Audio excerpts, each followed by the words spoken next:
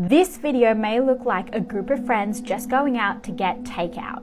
But trust me when I say something much more disturbing is at play. This is the devastating case of Mary Collins, a 20-year-old girl who disappeared in the early days of the COVID lockdowns. Now, due to COVID, her case didn't really get the media attention it deserves. But I do warn you, the brutality of what happened to her is shocking. On the 28th of March 2020, Mary headed out the door and got into an Uber to head to a friend's house. Her friend's name was Levi Pham, this guy, and he was a high school friend of hers and a former boyfriend. Mary was also going to meet his now girlfriend, Kelly Lavery, this girl.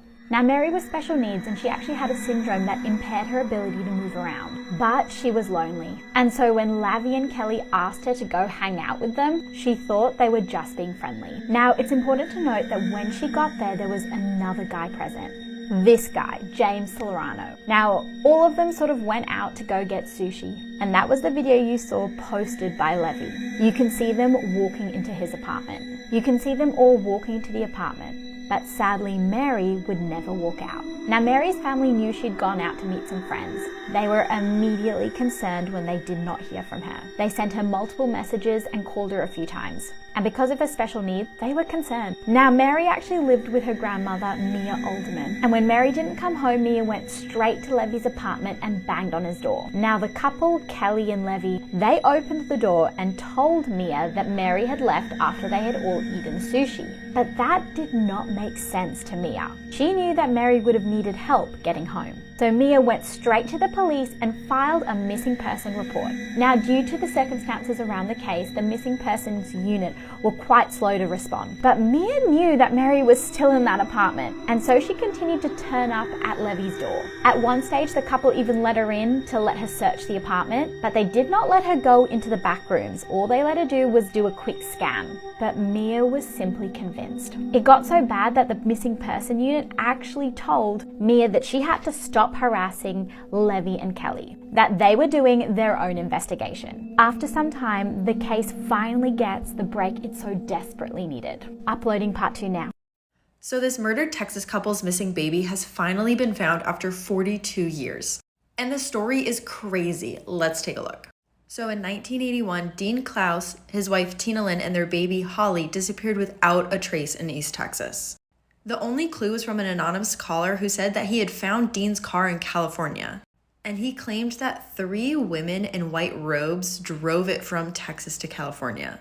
Police were actually able to track down one of the women who called herself Sister Susan, and she claimed that Dean had joined a cult and renounced all earthly possessions. And she wouldn't tell them anything else. It actually wasn't until late last year that human remains found around the same time were confirmed to be Dean and Tina's. Dean had been beaten to death and Tina had been strangled. But that didn't answer what happened to Holly. This year, investigators were searching for human remains around where Dean and Tina were found. And that's when they got a genetics hit that Holly was alive and in Oklahoma.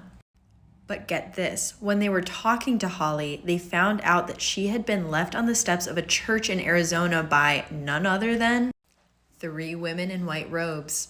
Investigation is still pending, and they are really trying to figure out who these white-robed women are. But for now, at least we know that Holly is alive and well. What is going on, Calvin? I did something bad. Why? I took him the food. When I set it down in the kitchen, he made a pass at me and I pushed him and he fell. Hit his head and I panicked. Why would you not say something? Like, why would it was an accident, Calvin? I don't know, Wendy. I panicked. Calvin. I know. I don't know, Wendy. I'm so sorry for what I'm putting you and the kids through. Why would you, like, I mean, I don't...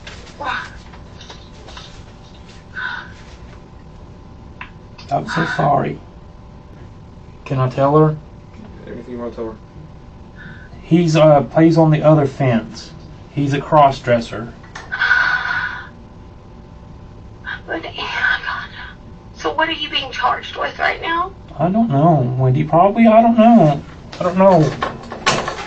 I'm so sorry. Calvin. I'm gonna leave the kids down here. I'm gonna go get your dad and I'm gonna come home, okay? Okay? Listen. Yes. I'm so sorry.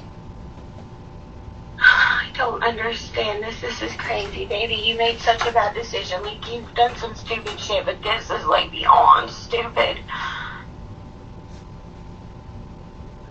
I don't understand why you would put us in jeopardy like that. It was an accident. I don't either. This is one of the most disgusting and evil cases I've heard of recently. On the 7th of December 2017, teacher Thelma Boinville was desperately trying to make some extra money. She was doing a cleaning job to earn extra money for her family, and the job suited her as her 8-year-old could come along and play while she worked. This was really handy as it meant she didn't have to fork out for childcare. She set out cleaning some holiday homes on the day in question and her daughter waited in the car. The spot was a lovely scenic place called Kelky Beach. However, instead of walking in on a normal holiday rental to clean, she walked into a nightmare. Stephen Brown and his girlfriend Hayley Dangerand were in the middle of robbing the place. They were scouring through drawers and wardrobes, hunting for valuables to steal. With Thelma walking in, their plan had been foiled. They decided they needed to dispose of their only witness. The evil pair tied up the mother, whose daughter waited unsuspectingly in the car outside. They used a machete, a knife, and a hammer to murder the innocent woman. But the horror was far from over. They exited the holiday home and came across Thelma's young daughter waiting in the car. They callously told the young girl, "We killed your mum," and then bound her up and gagged her. Sickeningly, they then took the 8-year-old into the home where they'd killed her mum and left her there tied up. The 2 Australian tourists who were renting the holiday home then came back and found the crime scene. The 2 killers were tracked down hours later in Thelma's car, which they'd stolen and driven off in. Hayley was actually wearing her victim's earrings at the time. They actually begged for the officers to just shoot them and end their lives, but they wouldn't get away that easily. Thelma's husband Kevin wasn't actually allowed to see his wife's body due to the extent of her injuries. The autopsy revealed that she'd fought for her life, with many defensive wounds indicating a struggle. Since the murder, Stephen and Hayley have both tried to blame each other.